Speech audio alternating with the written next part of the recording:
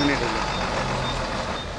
জ্বালানি খাতে চলমান অস্থিরতার মাঝেও আশার আলো জেগেছে আমদানি করা তেলে। হরমুজে জাহাজ চলাচলে জটিলতার মধ্যেও বিশেষ ব্যবস্থায় আমদানি করা হচ্ছে ডিজেল ও জেট ফুয়েল।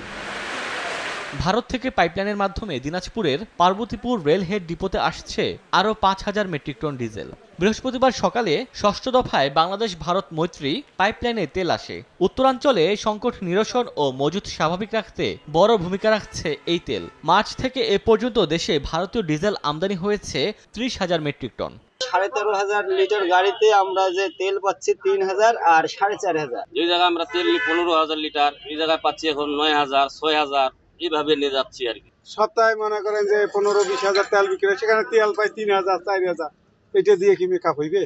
10 দিন 12 দিন থেকে প্রায় দোকান বন্ধ হয়ে আছে, কোনো প্রকারে তেল পাচ্ছি না। আগামীর অগ্রগতির ভিত্তি আনোয়ার ইস্পাত, স্ট্রংগেস্ট স্টিল সিন্স 1978। সংশ্লিষ্টরা বলছেন, প্রত্যেক দফায় ভারতীয় জ্বালানি তেল পাইপলাইনে আসার পর তা প্রক্রিয়ায় সময় লাগে প্রায় ৫০ ঘন্টা। এসিও সিস্টেম দিচ্ছে। গত 25 সালের এপ্রিল মাসে যদি আপনি তুলি থাকেন তেল, আপনার এই এপ্রিল মাসে 26-এর এপ্রিল মাসে ওইটুকুর তেল আপনি পাবেন, এর বেশি পাবেন। যাদের গত বছর এই সময় লিফটিং ছিল না, তারা পাচ্ছে না।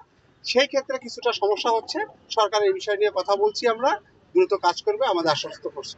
দেশজুড়ে সংকটের মধ্যেই চট্টগ্রাম বন্দরে প্রতি সপ্তাহে পরিশোধিত জ্বালানি তেল নিয়ে ৩ থেকে ৫টি জাহাজ ভিড়ছে। পতেঙ্গার ডলফিন জেটিতে ৩৪,০০০ টন ডিজেল নিয়ে নোঙর করা এমটি লুসিয়া সলিস থেকে খালাস শুরু হয় বুধবার। ৩২,০০০ টন ডিজেল নিয়ে আসা এমটি টর্ম দামিনীর খালাস চলছে বৃহস্পতিবার সকাল থেকে। এসব ডিজেল সরবরাহ করেছে ইউনিপেক্স সিঙ্গাপুর পিটিই লিমিটেড এবং সিঙ্গাপুর ভিত্তিক ভিটল এশিয়া। ওমর ফারুক, সময় সংবাদ।